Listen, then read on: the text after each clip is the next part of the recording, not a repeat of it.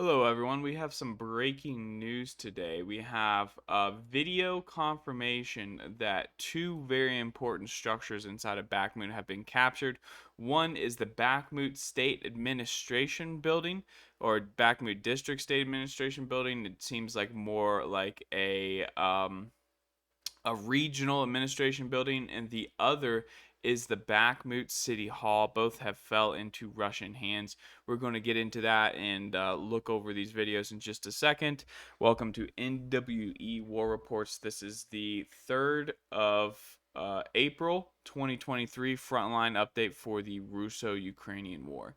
So a lot of updates here in Bakhmut. Some changes I've already made to the map and corrections. If you guys will remember, this particular area here that we went over in the last update, we had got the sourcing on this information. It was from a very unreliable source. They had marked a much larger area. I shrank that down some because we have some more reliable sources that have confirmed the gains that I have marked here in this area. So first of all, there was a video released by Yevgeny Prigozhin, who is the head of Wagner. This is not the video. This is just a screenshot of the video, but it's a night vision shot.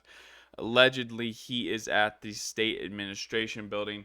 Takes a lot of balls, if you ask me. Say what you want about him, but this is extremely close to the front line. Probably why this is shot at night and night vision in the pitch dark. He wanted to. It seems like he would want to visit this site, but not let the Ukrainians know that he's there. Obviously, he's a big target for the Ukrainians. So this is him raising up a flag over the state administration building.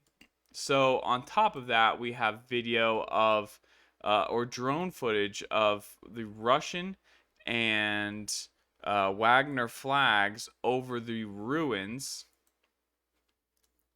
of the Bakhmut City Hall. So that is this video right here. We're going to zoom in as best as we can. You can see this is the Russian flag here in the middle of the screen. The little black flag to the side is the Wagner flag. This is just a big heaping pile of rubble. There's nothing left of this building.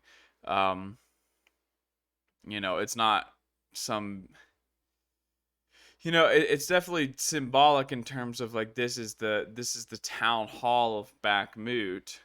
But to say, it's not, would have been more impressive if they captured it intact, right? But this is how we're going to identify the area. You see these blue roofs here at the bottom. You see this looks like a courthouse like structure, and then a courtyard here in the middle before you get to the heaping pile of rubble.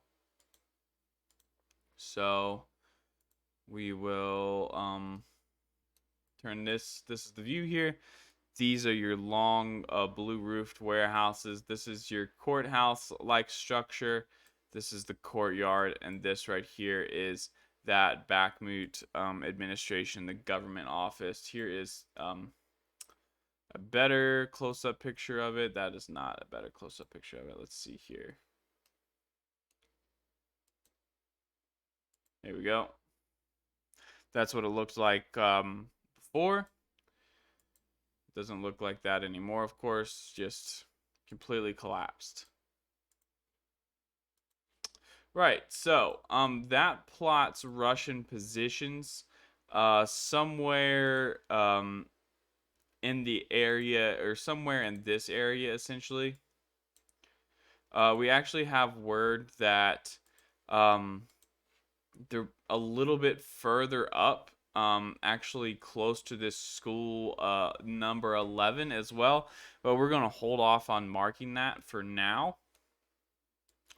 Moving to the south here to mark the newly plotted positions, we have word that the Russians have captured everything up to Sevastopolska Street, which is right here running diagonally, and they have also captured most of this Velutzia Nizhny Mariupolska street, I guess you can call it, down through here. So we will mark that.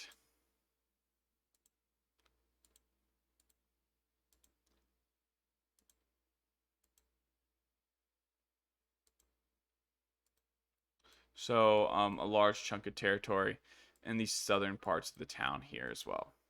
So looking at the northern parts of the town real quick, we have word that the school number 24, which we originally had marked and we rolled it back, that structure right here, that has now been captured as well by Russian forces. So another block in that area. And then more progress has been made through the industrial zone. These two large warehouses here in the middle have been captured as well. So we're looking at an expansion over that, along with this neighborhood right here. So we will mark this whole area as under Russian control.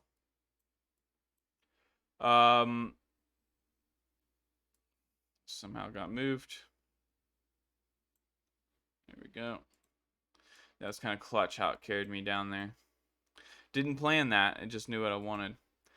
And then we have word that the Russians are moving in, developing a pincer against this central part of Bakhmut that is up against the river. So the word here is actually that Ukraine is retreating from this area and they're abandoning the river and they're moving deeper back into town. I do expect eventually for the Ukrainian defense to run along the railroad, but as of now, like the downtown area isn't entirely lost yet. Like there's still a lot of large structures that are good for defense until Russia makes some serious development in these two areas here. If Russia makes a dive through these residential areas as well as through these residential areas, Ukraine's seriously going to have to think about abandoning this. But at the time being, it's probably more economical for Ukraine to, fight and die for these large buildings than it would be to retreat and fight and die back here in these residential areas. So, it's probably a lot easier to deal out casualties to the Russians in this zone rather than this zone. So, Ukraine probably isn't going to retreat until they have to, or unless they're forced to further back in the flank. But that's currently the situation. So you have a pincer developing from two different directions right here coming into this area. This area is probably going to be completely under Russian control by tomorrow, but that's not a guarantee. We'll see, I guess. So an area of control in the north, something like this, with these first couple warehouses, is under Russian control, and this area here in the middle, we are going to put in the gray zone because there's some sources saying it's already under Russian control. I doubt that, but we're going to mark it as neither side. So that is the new outline of the front lines in Bakhmut. A lot of changes from the last time that we had a video, so big updates there. The link for the map is in the description. I'm working to make it more accurate for you guys, but any of you guys that have been wanting to see the map, link should be in the description. All right, so there is a lot of talk of a large Russian assault on Ivanivske, but I haven't seen any development from that. Actually, I've heard some of the opposite, that Ukraine has countered themselves and pushed further to the south here and recaptured some of these fields and areas. I've had this area here in a gray zone for some time. I don't I don't think either side has a very solid grip on this zone right here. So, Russia certainly would want to close this gap as soon as possible. They're obviously trying. It seems like Ukraine has a pretty solid defense right here. So, real quick, one thing I want to look at, and while I'm talking about that, I will mention that operations in Bakhmut are probably going a lot slower for both sides right now because Bakhmut is dealing with some very heavy snowfall. Very heavy snowfall. A lot of the trenches and stuff, there's pictures and videos of, it looks like somewhere around like a foot of snow in the Bakhmut area. But I caught on to the fact some people were talking about this, but they're claiming that Ukraine has actually withdrawn a lot of troops from Bakhmut, saying that this 93rd Brigade is essentially the only one that's like deep in downtown Bakhmut holding the front line. Not exactly sure about that. This map isn't 100% accurate. We do have some recon brigades here, some a territorial defense brigade, um, Free Russia Regiment. I mean, really, most of this stuff is just special forces and special purpose battalions, and so really, the only true brigade in Bakhmut now, according to this map, is the 93rd Brigade. And then you have the 77th Air Mobile, looks to be holding open the throat in Hromove, along with to the south, IDAR Battalion, an assault brigade, air assault brigade. So you have paratroopers on the flanks holding it open. You have some special purpose battalions and stuff inside of Bakhmut, but other than that, you have one true mechanized brigade along with a territorial defense brigade. So take from that what you will, but like that's some pretty significant changes in Bakhmut's defense. It seems like, I mean, that would very much explain why the different sections and city blocks of the town have been falling on a daily basis. Is there's reduced Ukrainian army presence in the town, and it's likely that Ukraine wasn't able to sustain 4 or 5 brigades inside the town with the way the supply situation is. So.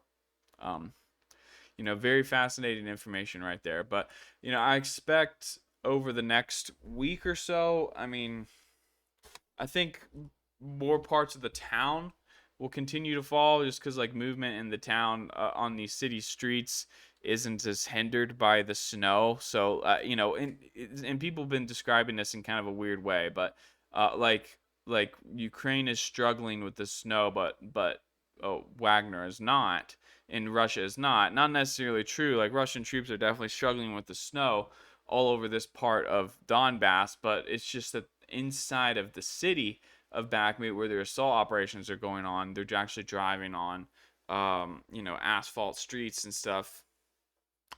Easier to operate on. Ukraine can't conduct good counteroffensive operations on the flanks because they go through open fields. You ideally, like, if it's going to be cold, if there's going to be snow, you'd want it to be there for quite some time so the ground has some time to freeze. Right now, with just like deep snow mixed with the warm weather that's been in the region here lately, it's just going to be an even worse muddy mess than it was before. And when it melts, which apparently it's supposed to get warm again in Ukraine, you're just going to have a lot of trenches filled with water and even muddier conditions. So it's going to be bad.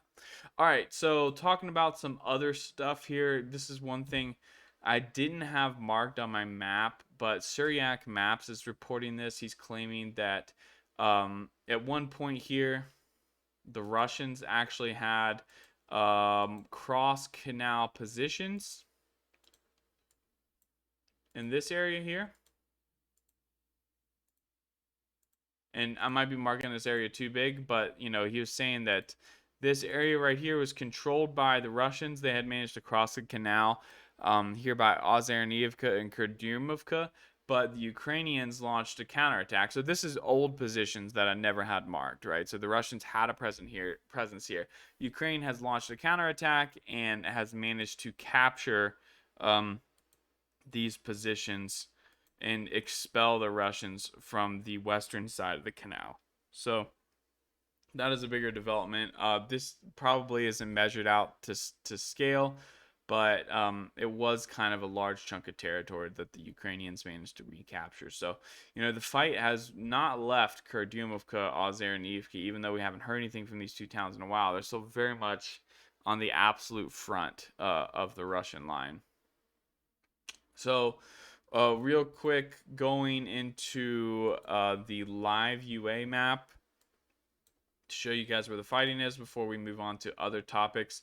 No surprise here, concentrated in 3 main areas: in the Bakhmut area, in the Avdiivka area, down to Marinka. and then in the area of Bilogorovka, south of Kremenna. One thing to note, there has been some talk of a lot of Ukrainian equipment moving into the Kupiansk area, and today there is a very high concentration of Russian shelling in the area and to the north. So, not exactly sure what's going on there. If Ukraine's preparing for some kind of offensive operation, or if Russia is preparing for some kind of offensive operation, they're softening Ukrainian defenses, and Ukraine is trying to reinforce. It's hard to tell, but there is a lot of activity north of Kupiansk. I do not see this area being a quiet part of the battlefield coming into the spring. All right, so real quick, I want to talk about the fact that we're moving into the springtime. Um, so winter, isn't quite over in Ukraine, but it will be soon, right? Like by the end of the month, like the snow will be gone. This was probably the last snow that Ukraine's going to get. It might snow one more time, but weather's started going to start getting warmer. It's going to be muddy, but both sides are going to be very active, right? Like as soon as the warm weather really gets going. So, um, there's a lot of talk about offensives, potentially from both sides. Some things I want to address in terms of the Ukraine. Both sides obviously are, they have a lot of pressure to conduct an offensive. For Ukraine, it seems like if they don't have some offensive success, it could spell the end of Western funding. The Russians are trying to portray that as sort of a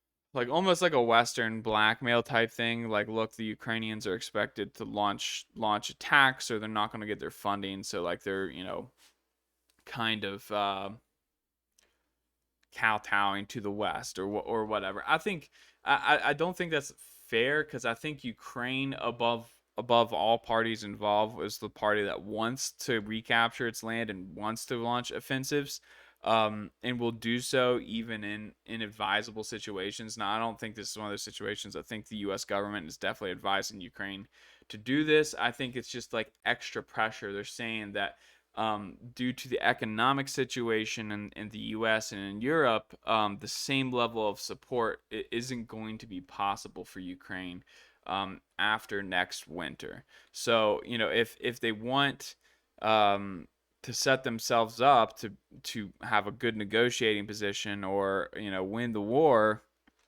whatever it be, then they need to have a successful operation in the springtime.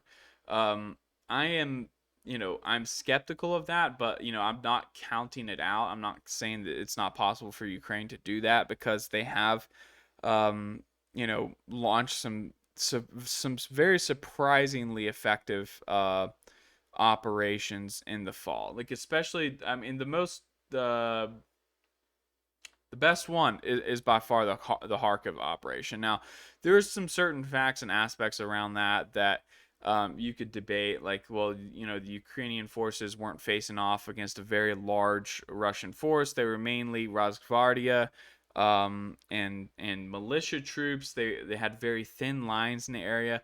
None of that really matters. It was a tactical mistake on the Russians' part to thin out their lines in this region, and it was definitely a tactical success and a strategic success for the Ukrainians to exploit that. And um, you know, I don't hold any reservations in this. Like, I 100% believe that the Ukrainians managed to push far past what the Russians wanted to give up. The Russians probably did not want to give up the bank of the Oskil River and Liman. So this area here in particular, along with, I mean, arguably this farmland to the far north of Kupiansk here, which would have created a buffer for this rail line through here. The Russians probably would have wanted to keep that. So, Ukraine is definitely capable of launching some successful operations. It's just a question of whether or not the Russians fail again, I guess you can say, because the Russians failed big time in the fall with Kherson. I mean, just the decision making. One of the reasons why Kharkov fell, back into the hands of the Ukrainians was because the Russians kind of made a decision between Kharkiv and Kherson, which region was more important to them. They believed it was Kherson. They withdraw troops from Kharkiv, moved them to Kherson, and then they ended up losing both regions anyways. So, arguably, had the Russians abandoned Kherson, in early September or late October, um, or I guess, yeah, early September, late August is what I'm trying to say. I'm sorry. If they had abandoned Kherson at that point and reinforced the Kharkiv region, the Russians would be in a way better situation now, obviously. So, they would have positions in Izium. Basically, they would have an encirclement of Sloviansk at this point. They probably would have already captured Bakhmut. Um, there's a lot of different things to say about that. So, I guess my point is I think that the springtime, the next 2 months are going to be very brutal, very bloody, and the reason for that being is Ukraine has a window that they need to launch an offensive operation, and it needs to be successful, and they have some effective weapons to do so, right? So, assuming that these 4 or 5 Ukrainian brigades of Western equipment that have been put together are going to be more effective than 4 or 5 Russian brigades. Russia's going to have the reserves to counter that, and they do. So, considering the operations over the winter and the things we've heard about Bakhmut is by far been the epicenter of all winter operations. Of course, we've had some combat operations Liman and Vuhledar and Avdiivka. I would guess outside of Bakhmut, total Russian losses over the winter time are probably around 15,000 in terms of like combat losses. That's dead and wounded. I'm just guesstimating. I can't see it being much more than that, based on the size of some of these battles. Now, inside of Bakhmut, I'm totally unsure. Some Western sources are saying, anywhere from 20 to 40,000 Russians have been killed in Bakhmut. I don't think that's 100% accurate. I do know that, a lot of the deaths have been among the prisoner conscripts that Wagner has been using. So I would suggest that if that's the case, the Russians probably don't care if the losses are that high. So my main point here is the Russian losses are mainly among prisoner conscripts. Like for the entire winter, I would say there's probably more prisoner conscripts killed than there were any other kind of Russian regulars or recruits. That still leaves the vast majority of those 300,000 conscripts called up that are still available for combat. I would say like over 90% of them. So Russia is still going into the spring with a force of about a 500,000 troops. Let's say like about 200,000 or so already deployed on the battlefield, an additional 300,000 that they raised through conscription. It's going to be very, very tough for Ukraine to be able to have a successful offensive operation. And I fear that one of the things that's going on is Russia is preparing for their own offensive operation, and they're just waiting for Ukraine to make the first move so they can blunt that, and then they can go ahead with their attack once all of Ukraine's reserves are used up. So you know it's hard to predict what exactly will happen, but both sides have a force put together. Both sides have definitely been saving up ammunition for some kind of large operation. You've seen it on the Russian side. You have Yevgeny Prigozhin has been complaining about artillery and ammunition deliveries to his forces around Bakhmut. A lot of Western newspapers and stuff took that information and ran with it, saying that the Russians were running low on ammunition. It's not true at all. We had reports from, I believe like Estonia or Latvia, one of the Baltic countries, like before the winter started, saying that the Russians still had, millions and millions of artillery shells. It was going to be a long time before they ran out. Probably they could go another year at the same level of operations without running out. So, um, I believe those ammunition shortages were solely because Russia is hoarding it for some kind of big offensive operation. All right, guys, this is my little ramble at the end there. It's hard to predict the future. I'm just kind of like laying out some uh, outline information for you guys. Ukraine definitely has a couple good brigades with Western equipment that they've been training up on that will probably be effective in some sort of offensive operation. Russia also has the reserves to counter it. It depends on really uh, command skills at this point, like which side outsmarts the other. Ukraine is at a disadvantage because Russia does have the manpower advantage and control of the skies for the most part. I mean, Russia can't operate deep behind the lines because of Ukrainian air defense, but in terms of over the battlefield, if you know they can bring some air support if they need it. All right, guys, that's it for me today. Don't forget to like and subscribe, and have a great rest of your day.